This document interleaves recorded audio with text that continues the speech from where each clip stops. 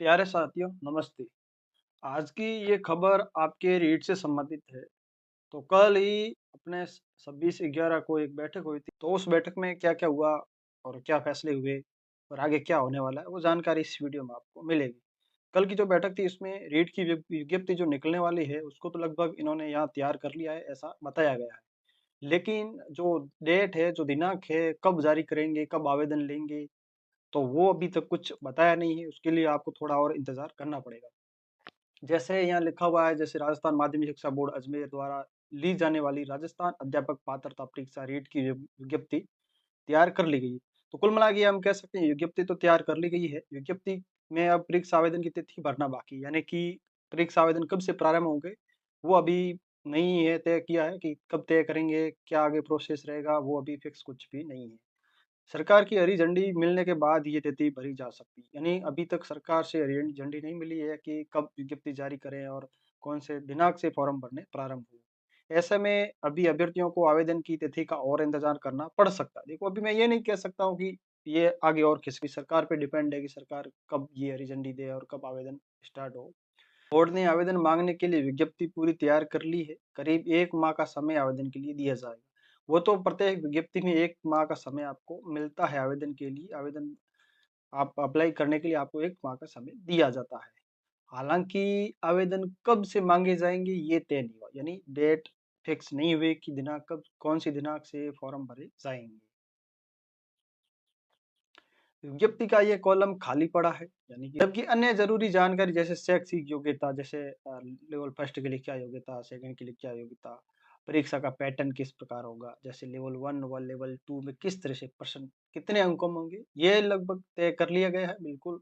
जो फॉर्मेट है कि एग्ज़ाम इस प्रकार से होगा, इतने प्रश्न यहाँ से आएँगे, सामाजिक से आएँगे, हिंदी से आएँगे, संस्कृत से आएँगे, पर्यावरण से आएँगे, साइंस मैथ से आएँगे, इस प्रकार के जो प्रश्न तय कर लिए गए हैं वो, और किस तरह के अंकों के होंगे वो भी इन्होंने यहाँ तय कर ली गई। बोर्ड के आधिकारिक सूत्रों के मुताबिक विज्ञप्ति में ये भी तय कर लिया गया है कि किस वर्ग के अभ्यर्थियों को कौन सा शपथ पत्र देना है, किस फॉर्मेट में देना है।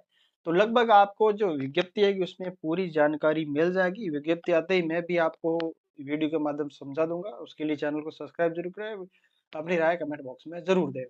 रीट को लेकर ये तीसरी बैठक थी। इससे पहले भी 2 बैठकें हो चुकी थी, उसमें ज़्यादा कुछ फैसले नहीं लिए गए। लेकिन अब तक रीट की फाइनल तिथि की घोषणा नहीं की जा सकी। रीट को लेकर केवल बैठकों का दौर जारी है। मैं 3 बैठक हो चुकी, फिर भी अभी तक फिलहाल कुछ क्लियर नहीं है।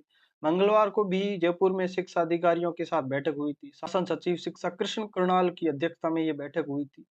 इसमें बोर्ड के अफ़सरों से अब तक की तैयारियों की जानकारी ली कि भई आपकी क्या-क्या तैयारी है, ये भी जानकारी ली। अफ़सर इस बात से तो आश्वस्त है कि बोर्ड की तैयारी पूरी है, लेकिन बोर्ड को अब तक नोडल एजेंसी का अधिकृत पत्र नहीं दिया गया। तीसरी बैठक थी जिससे पूर्व 2 बैठकें हो चुकी थी। पहली बार ऐसा हुआ जब 1.5 माह के बाद ही पत्र मिले, ये पहली बार हुआ है। बोर्ड के आधिकारिक सूत्रों के मुताबिक रीट 2022 तक सरकार द्वारा बोर्ड को नोडल एजेंसी बनाए जाने की घोषणा किए जाने पर अगले 2-3 दिन बाद ये अधिकृत लेटर सौंप दिया गया था।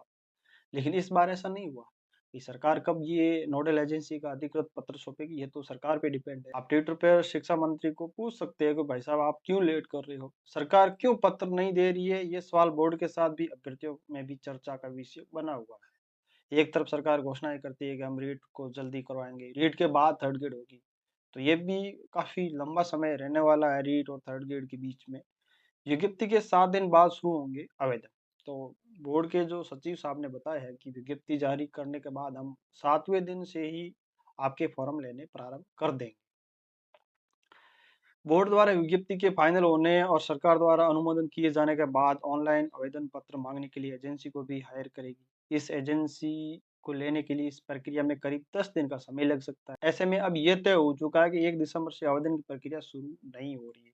तो आप मान के चलो 15 दिसंबर के बाद ही आपके फॉर्म प्रारंभ होंगे और आपको लगभग 15 जनवरी तक समय दिया जाएगा। मुझे मुझे ऐसा लगता है कि जहाँ तक मेरी सोच है कि 15 दिसंबर से फॉर्म स्टार्ट हो जाएँगे या प्रारंभ हो जाएँगे और 15 जनवरी तक फॉर्म भरे जाएँगे।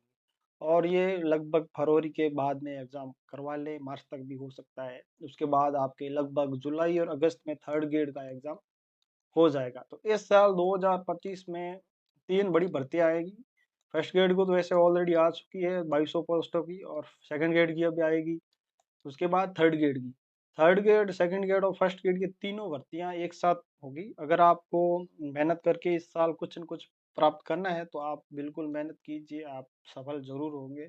और जो भी रीट की अगली न्यूज़ होगी या उस पर क्या चर्चा है, क्या सरकार चाहती है और कब फाइनल डेट होगी, सारी जानकारी आपको मेरे चैनल पे मिल जाएगी। आप चैनल को सब्सक्राइब ज़रूर करें, वीडियो को लाइक ज़रूर करें, अपनी राय कमेंट बॉक्स में ज़रूर दें।